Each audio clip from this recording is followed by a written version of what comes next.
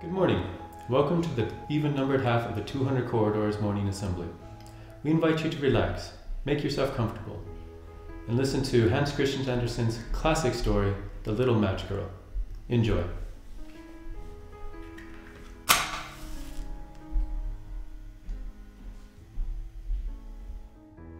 It was terribly cold and nearly dark on the last evening of the old year, and the snow was falling fast.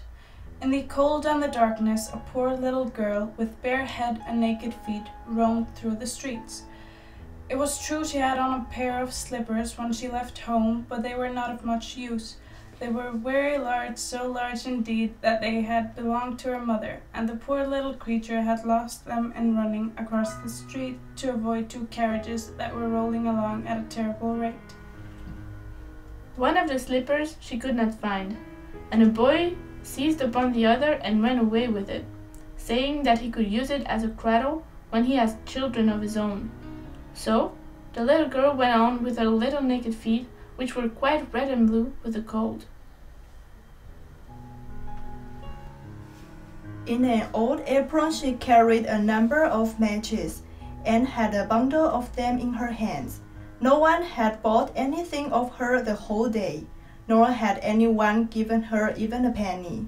Shivering with cold and hunger, she crept along.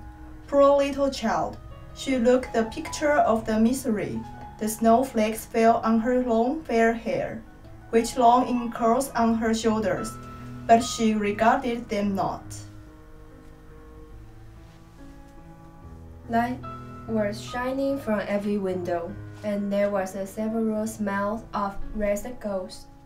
For it was a New Year Eve. Yes, she remembered that. In a corner between two houses, one of which projects beyond the other, she sat down and huddled herself together. She had drawn her little feet under her, but she could not keep off the cold, and she dared not to go home, for she had sold no matches and could not take home even a penny of money. Her father would certainly beat her. Besides, it was almost as cold at home as here, for they had only the roof to cover them, through which the wind howled, although the largest holes had been stopped up with straws and rags. Her little hands were almost frozen with cold. Ah, perhaps a burning match might be some good, if she could draw it from the bundle and strike it against the wall, just to warm her fingers.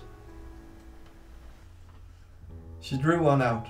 Scratch, how it sputtered as it burned. It gave a warm, bright light, like a little candle, as she held her hand over it. It was a really wonderful light. It seemed to the little girl that she was sitting by a large iron stove, with polished brass feet and a brass ornament. How the fire burned, and seemed so beautifully warm that the child stretched out her feet, as if to warm them, when lo! The flame of the match went out, the stove vanished, and she had only the remains of the half-burnt match in her hand. She rubbed another match on the wall. It burst into a flame, and where its light fell upon the wall, it became as transparent as a veil, and she could see into the room. The table was covered with a snowy white tablecloth, on which stood a splendid dinner service, and a steaming roast goose stuffed with apples and dried plums. And what was still more wonderful, the goose jumped down from a dish and waddled across the floor with a knife and fork in its breast to the little girl. Then the match went out, and there remained nothing but the thick, damp, cold wall before her. She lighted another match, and then she found herself sitting under a beautiful Christmas tree. It was larger and more beautifully decorated than the one which she had seen through the glass door at the rich merchant's. Thousands of tapers were burning upon the green branches, and colored pictures, like those she had seen in the show windows, looked down upon it all. The little one stretched out her hand towards them, and the match went out. The Christmas lights rose higher and higher, till they looked to her like the stars in the sky. Then she saw a star fall. leaving behind it a bright streak of fire.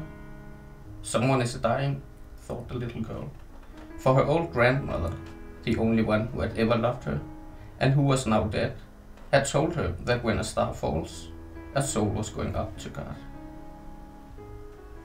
She again rubbed a match on the wall, and the light shone round her.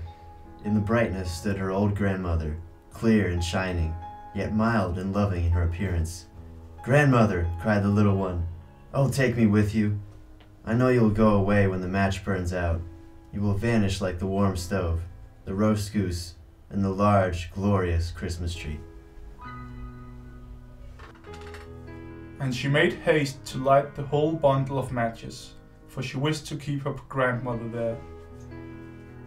And the matches glowed with light that was brighter than the noonday, and her grandmother had never appeared so large or so beautiful.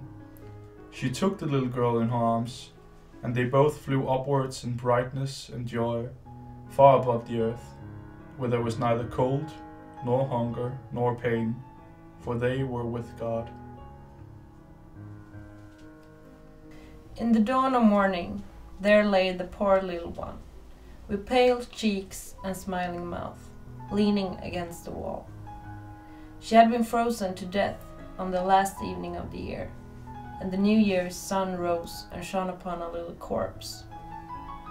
The child still sat, in the stiffness of death, holding the matches in her hand, one bundle of which was burnt.